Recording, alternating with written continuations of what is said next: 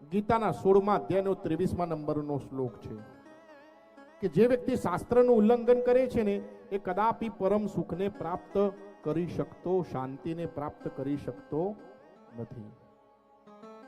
યહ શાસ્ત્ર વિધિ સૂર્ય વર્તતે કામકારતઃ ન ચ સિદ્ધિમ વાપ્નોતિ ન સુખમ ન પરામ ગતિમ. મતયો યત ગચ્છતિ તત્ર ગચ્છતિ વાનરઃ શાસ્ત્રાની તત્ર ગચ્છતિ તત્ર ગચ્છતિ તે નરાઃ. જ્યાં તમારી બુદ્ધિ કહીને તમે ચાલો ને એ વાનરોના લક્ષણ છે. ઘણા બધાને એવું થાય ને કે આમ ઈચ્છાથી કરી દો, બટા ન કરાય.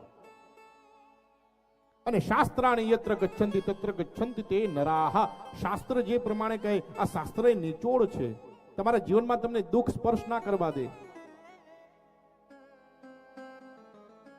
ધર્મ જે ગઈકાલે આપણે વર્ણન કર્યું યુધિષ્ઠિરનું, પ્રવૃત્તિમ ચ નિવૃત્તિમ ચ જનાન વિદુરાસુરઃ 16મા અધ્યાયનો 7મા નંબરનો શ્લોક છે. કોઈને દુખી ના કરવા.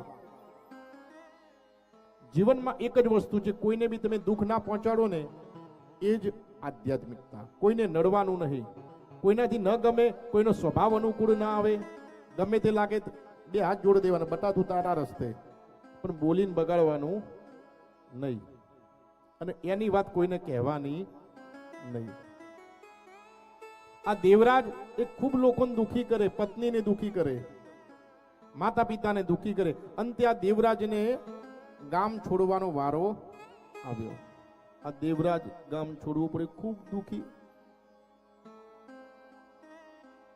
ભૂખ્યો તરસ્યો, ઝૂસી પ્રયાગ તરફ ગયો.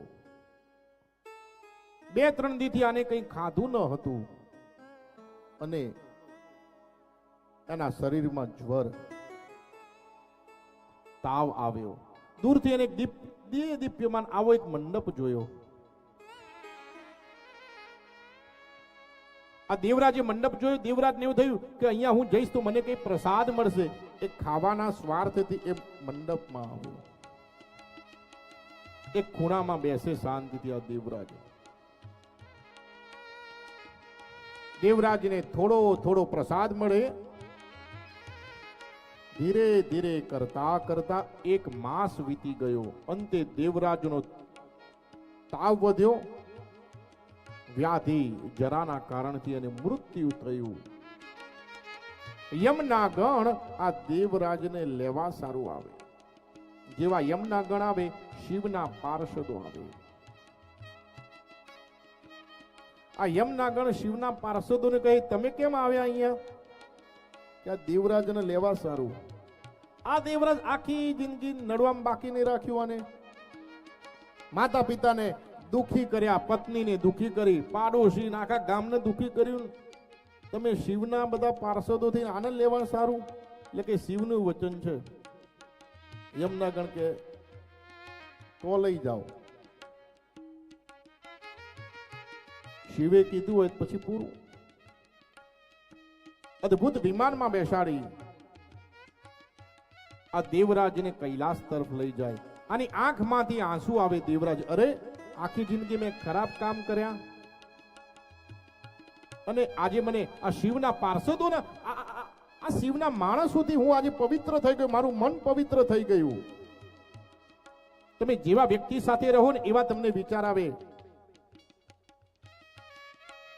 જેવો સંગ એવો રંગ. સારા વિચારો આ દેવરાજને એના પ્રાયશ્ચિત સ્વરૂપ આંખમાંથી આંસુ.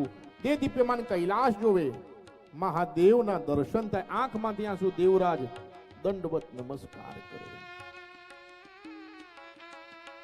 દેવરાજ કહે, હે શિવ, આખી જિંદગી હું લોકોને નડ્યો, માતા પિતાને દુખી કર્યા, પત્નીને દુખી કરી, ગામને લોકોના પૈસા લઈને મેં પાછા ના આપ્યા, મદિરા પાન વ્યભિચાર, અને છતાં આજે મને બસ મારા મનનો એક જ પ્રશ્ન છે, શા માટે હું અત્યારે તમારા સમક્ષ છું? મને તો નર્ક પ્રાપ્ત થવું જોઈએ. શિવ કહે, દેવરાજ,